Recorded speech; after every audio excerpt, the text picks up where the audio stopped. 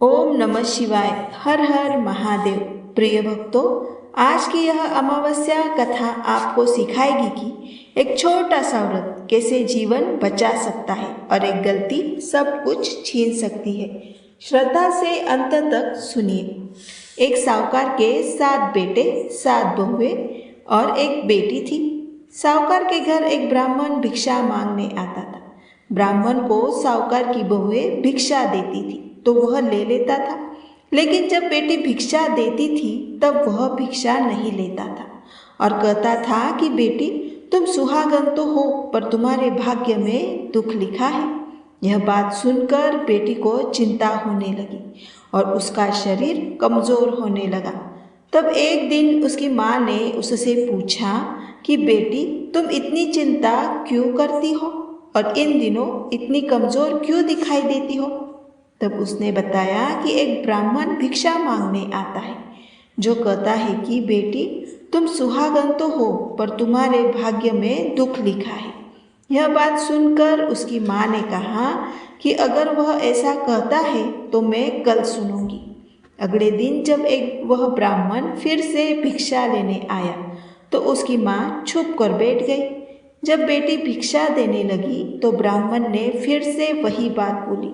इतनी बात सुनकर उसकी माँ बाहर निकल कर आई और बोली, एक तो हम तुम्हें भिक्षा देते हैं और तुम ऊपर से हमें कोसते हो। तब ब्राह्मण बोला कि मैं कोसता नहीं हूँ, जो सच है वही बोलता हूँ, जो इसके भाग्य में लिखा है वही कहता हूँ।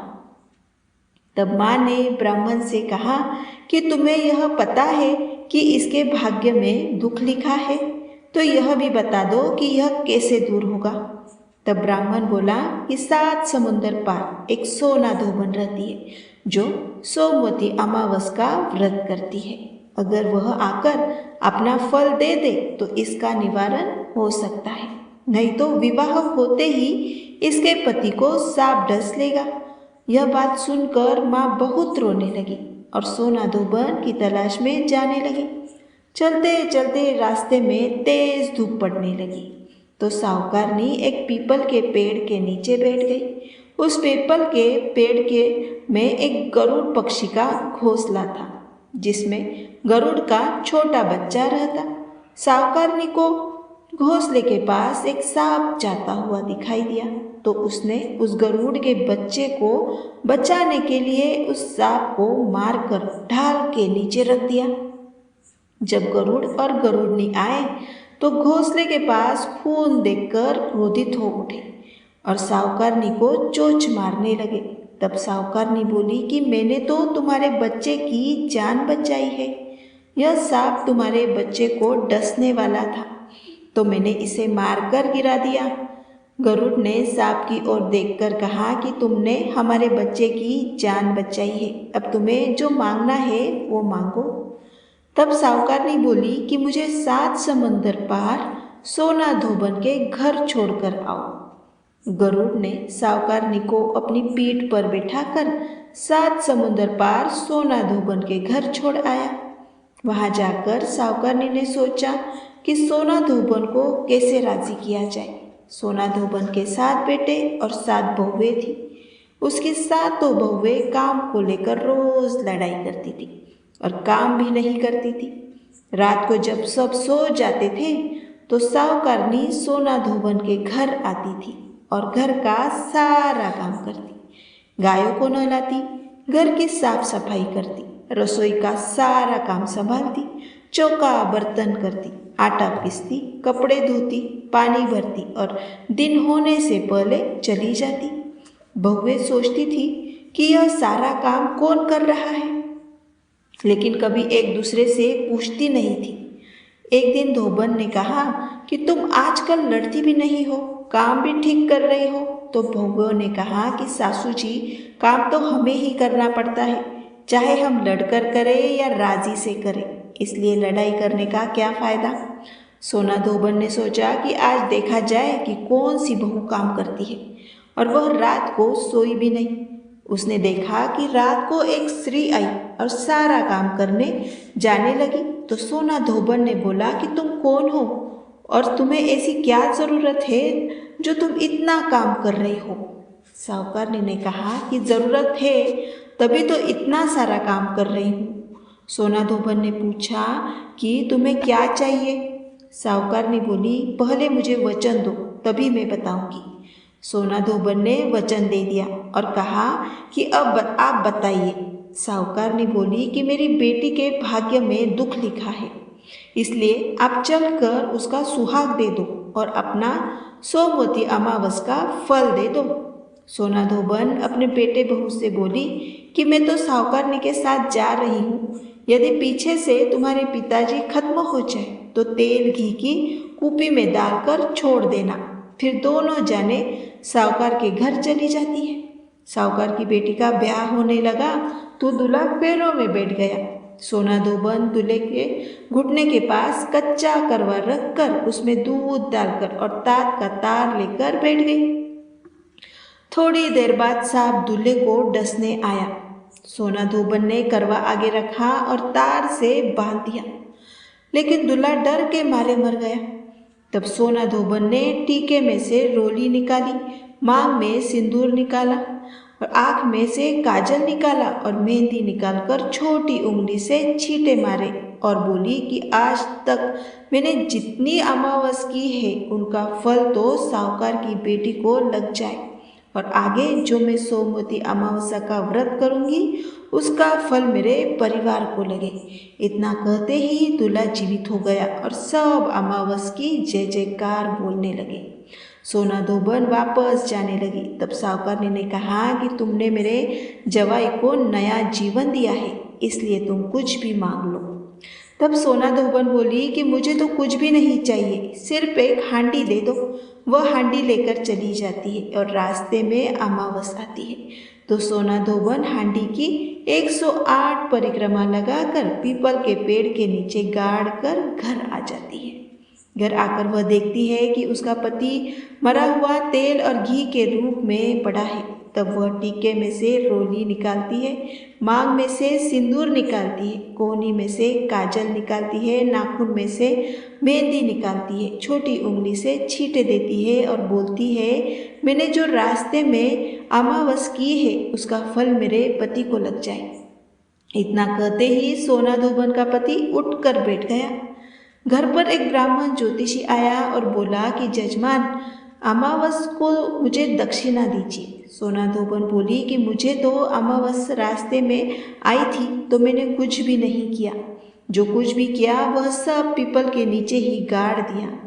ज्योतिषी ब्राह्मण ने जाकर खोद कर देखा तो उसे 108 सोने के सिक्के मिले। ज्योतिषी ब्राह्मण सबको घर ले आया और सोना धोबन से बोला कि इतना कुछ किया और मुझे बोला कि कुछ भी नहीं किया। सोना धोबन बोली कि मेरा तो इसमें चौथा ही हिस्सा है, बाकी आपका जो मन हो उसे दे दो। सारी नगरी ने में उसने बोल दिया कि सब सोमवती अमावस्या का व्रत कीजिए। हे अमावस्या, जैसा साहूकार की बेटी का सुहाग दिया वैसा सबको देना। अमावस की कहानी कहने वाले, सुनने वाले को, हुंकार भरने वाले को और अपने पूरे परिवार को देना। बोलिए अमावस माता की जय। अब आप सुनिए अमावस और पूर्णिमा की कहानी। किसी राज्य में एक राजा और रानी रहा करते थे। उनकी एक बेटी का नाम अमावस और दूसरी का नाम पूर्णिमा था। पूर्णिमा बहुत धार्मिक प्रवृत्ति की थी। वह हमेशा पूजा और पाठ किया करती थी, गाय की सेवा किया करती थी और सारा काम करती थी। अमावस की पूजा पाठ में कोई रुचि नहीं थी। वह कभी भी पूजा पाठ नहीं करती थी और ना ही कोई काम किया करती थी।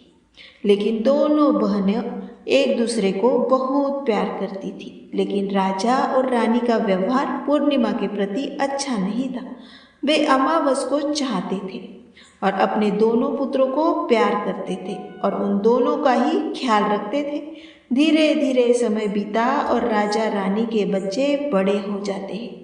राजा अपने बेटों का विवाह कर देते हैं और राजा की दोनों पत्नियां भी बड़ी हो जाती है, बेटियां भी बड़ी हो जाती है। फिर सब राजा से कहते हैं कि अब इनका विवाह भी कर दीजिए। राजा कहते हैं हाँ, विवाह तो करना ही है। तब रानी राजा से कहती है कि पूर्णिमा का किसी बड़े घर में विवाह मत करना, क्योंकि इसे तो काम करना पसंद है, गाय की सेवा करना पसंद है, भजन और कीर्तन तथा कथा कहानियाँ सुनना पसंद है, पूजा पाठ करना पसंद है। अगर यह बड़े घर में गई तो यह सब नहीं कर पाएगी, इसलिए इसकी शादी किसी गरीब के घर में ही कर दीजिए। राजा ने कहा ठीक है, और राजा पूर्णिमा के लिए रिश्ता तलाशने लगे। अंत में राजा ने एक गरीब के घर में पूर्णिमा का विवाह तय किया। तब रानी ने कहा, महाराज, अमावस्या तो विवाह के योग्य है, इसके लिए भी वर देखिए और दोनों बहनों का विवाह साथ साथ कर दीजिए। राजा ने उसी गांव के राजा के बेटे के साथ अमावस्या का विवाह कर दिया। राजा ने रानी को बताया तो वह बहुत खुश हुई और मन में यह सोचने लगी कि अब देखते हैं कि पूर्णिमा गरीब के घर कैसे रहती है, बहुत पूजा पाठ करती है, देखते हैं इसके भगवान इसकी क्या मदद करते हैं। फिर समय आने पर राजा ने अपनी दोनों बेटियों का विवाह कर दिया। अमावस्या को बहुत धन और दौलत दी, लेकिन पूर्णिमा को कुछ भी नहीं दिया। पूर्णिमा के भाई और भाभी उससे बहुत प्यार करते थे, क्योंकि वह अपनी भाभीयों का काम में हाथ बटाती थी, लेकिन अमावस्या उन पर अपना रोब जमाती थी। फिर अमावस्या और पूर्णिमा दोनों अपने अपने ससुराल चली गई। एक बार की बात है, अमावस्या ने अपने घर पर शिव चर्चा रखी और उसने सबको बुलाया, लेकिन अपनी बहन पूर्णिमा को नहीं बुलाया। तब पूर्णिमा अपने दरवाजे पर बैठी थी, तो गांव की औरतों ने कहा कि तुम्हारी बहन के घर शिव चर्चा है, तुम नहीं जाओगी? तब पूर्णिमा ने कहा, नहीं, मैं नहीं जा रही, क्योंकि मेरी बहन ने मुझे नहीं बुलाया, तो मैं कैसे जा सकती हूँ। तब गांव की औरतों ने कहा कि नहीं बुलाया तो क्या हुआ, पूजा पाठ है, तुम चलो हमारे साथ। गांव की औरतों की बातें मानकर पूर्णिमा शिव चर्चा में चली गई। जब अमावस्या ने पूर्णिमा को आए हुए देखा तो वह गुस्से से बोली कि जब मैंने तुम्हें नहीं बुलाया तो तुम मेरे घर क्यों चली आई हो? अब आ ही गई हो तो चुपचाप एक जगह बैठे रहना, इधर उधर मत घूमना। उसने पूर्णिमा की गरीबी का बहुत मजाक उड़ाया। पूर्णिमा की आंखों में से आंसू बहने लगे और वह भगवान शिव से प्रार्थना करने लगी, हे भगवान, मुझ पर आप कब कृपा करेंगे? आखिर मेरा कसूर ही क्या है? क्या पूजा पाठ करना, गाय की सेवा करना, काम करना गलत है?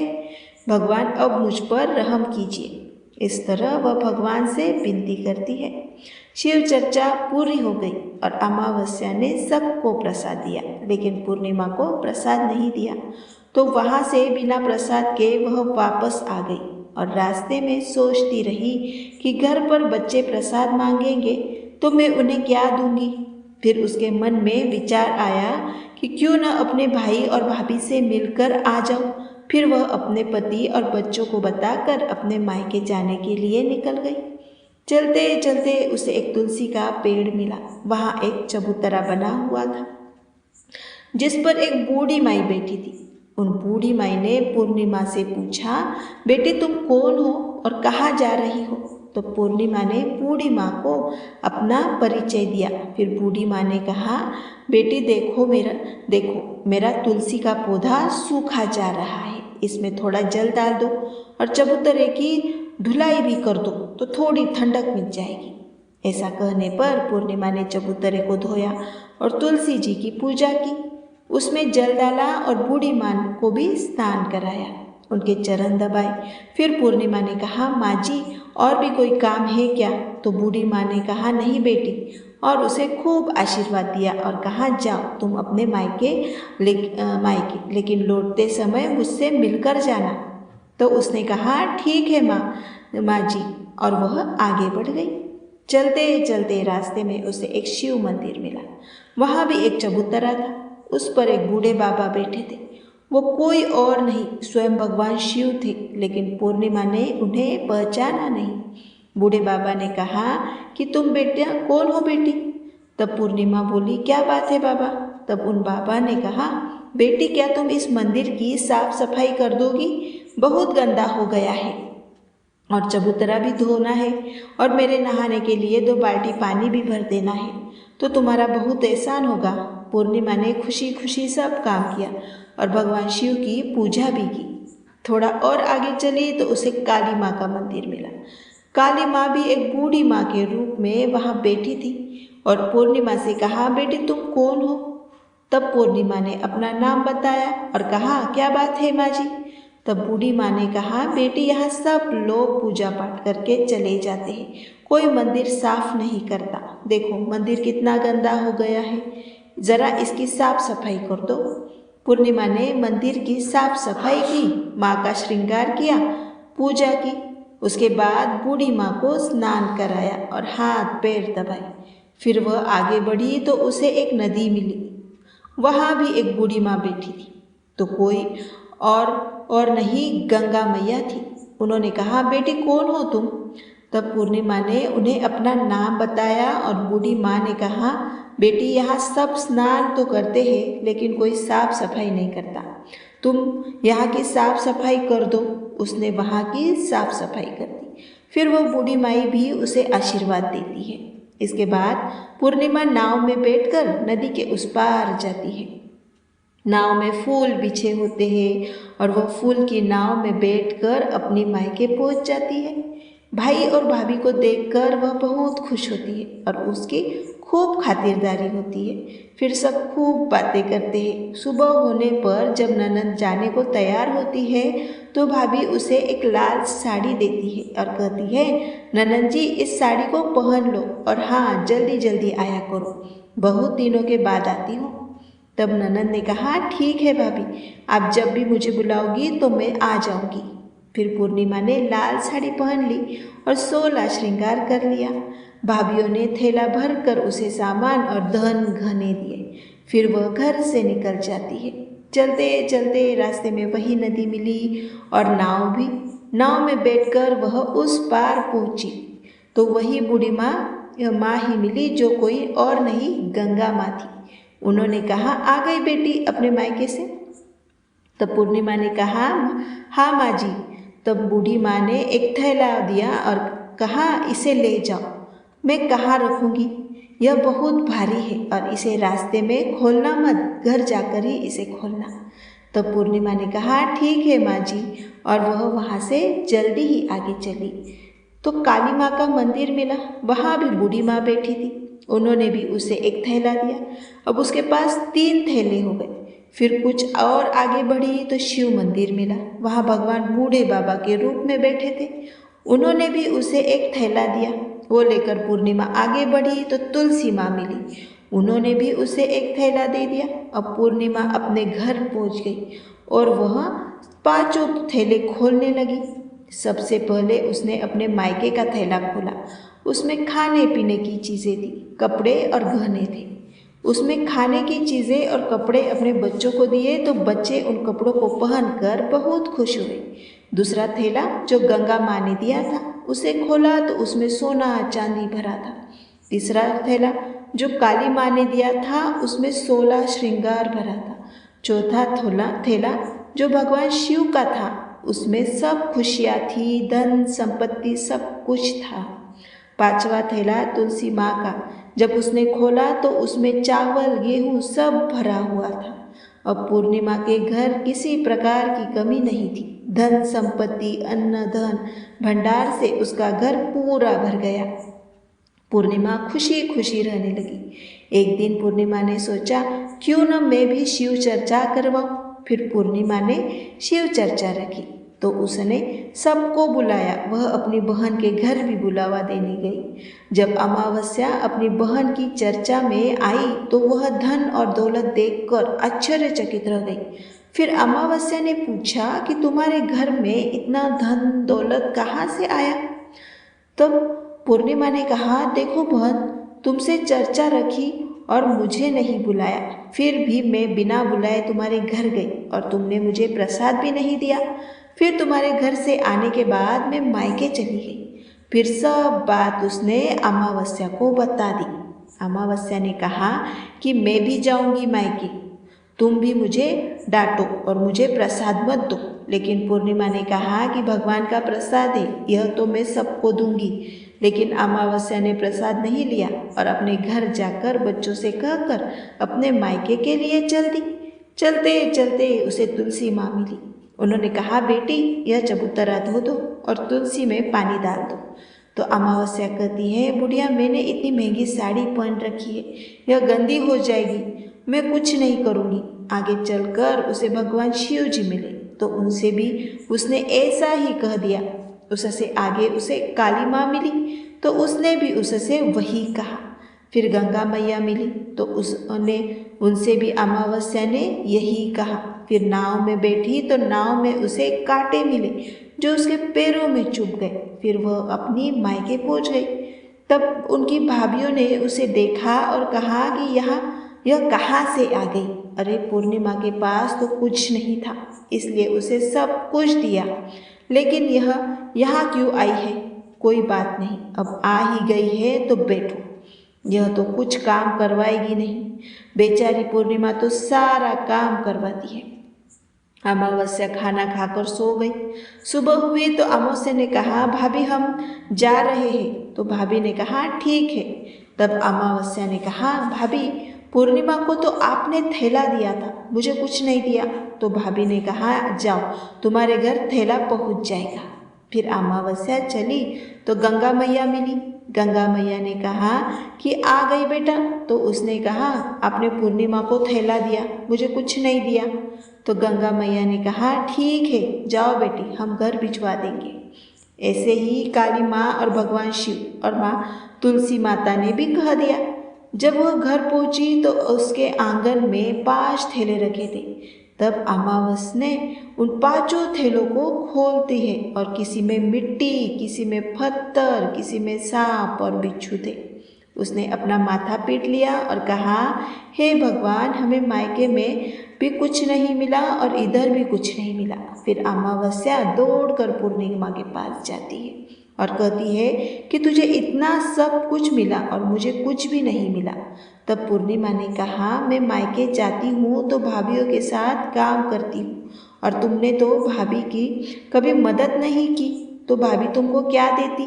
गंगा माँ को तुमने ठुकरा दिया, शिव जी और काली माँ और तुलसी माँ सबको तुमने ठुकरा दिया, इसलिए भगवान ने तुम्हें कुछ भी नहीं दिया।